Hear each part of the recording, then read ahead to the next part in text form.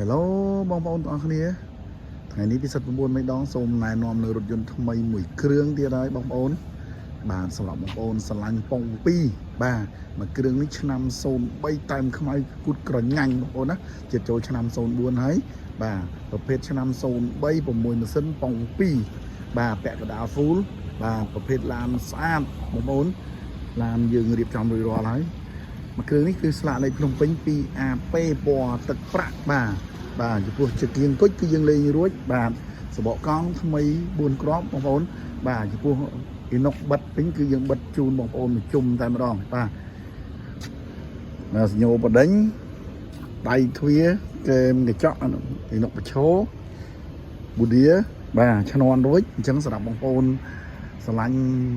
ឆ្នាំ03ពណ៌ទឹកប្រាក់6ម៉ាស៊ីនប៉ុង2ប្រភេទប៉ុង2បាទបងប្អូនអាចជ្រើសរើសយកមកគ្រឿងនេះបានបាទធានាជូនឡានអត់បុកអត់កាត់តស្ងោបដោពណ៌ទេហើយក៏អត់មានប្រវត្តិធ្វើច្រេះដែរបងប្អូនណាបាទតែទឹកថ្នាំយើងជាប់ខ្លះបងប្អូនណាបាទចំពោះមួយគ្រឿងនេះជាប់ទឹកថ្នាំប្រហែលជា 30% បងប្អូនបាទអញ្ចឹងសម្រាប់បងប្អូនស្រឡាញ់ពណ៌ទឹកប្រាក់បាទ6ម៉ាស៊ីនប៉ុង2បាទបងប្អូនអាចមកមើលមកគ្រឿងនេះបានបាទចំពោះមួយគ្រឿងនេះគឺយើងបានផ្លាស់ប្ដូរស្លាកលេខពីចាស់មកថ្មីហើយបងប្អូនណាយើងទើបជន់ថ្មីទេបាទជន់ឆ្នាំ2025ខែ5ហ្នឹងបាទអញ្ចឹងឡាននេះយើងទើបរៀបចំឲ្យថ្មីប្រភេទ V6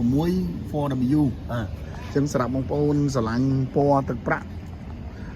ប៉ុង2បាទ6ម៉ាស៊ីនបងប្អូនអាចមើលមកគ្រឿងនេះបានតម្លៃវាសមរម្យទេបងប្អូនណា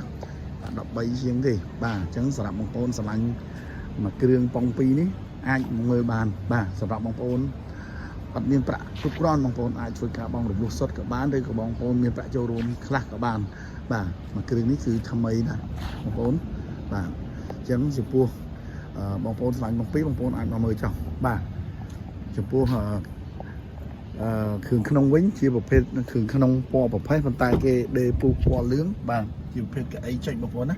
ដេពូពណ៌លឿងបាទបញ្ញាកាមេរ៉ារួចបាទគ្រឿងក្នុងនៅថ្មីបងប្អូនណាបាទគ្រឿងក្នុងនៅថ្មីអញ្ចឹងសម្រាប់បងប្អូនមានចំណាប់អារម្មណ៍បងប្អូនអាចមកមើលបានបងប្អូនណាហើយកម្រាលជើងគឺយើងបានផ្លាស់ប្ដូរយើងដាក់កម្រាលជើង VIP ថ្មីតែម្ដងអញ្ចឹងបងប្អូនមើលខាងក្រោមបន្តិចមើលបាតក្រោមបាទគេនេះបាតក្រោមពុកម៉ែបងប្អូនមិនមែនប្រភេទប៉ុង2ហើយបាតច្រេះទេធានាជូនប្រភេទបាតឡានថ្មីបងប្អូនណា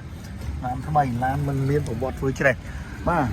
សម្រាប់បងប្អូនចង់បានចាប់អារម្មណ៍បងប្អូនអាចតាក់ទងតាមលេខទូរស័ព្ទឬ Telegram របស់យើងខ្ញុំស្រីដាក់ caption អរគុណច្រើនជួបគ្នាវីដេអូក្រោយបាយបាយ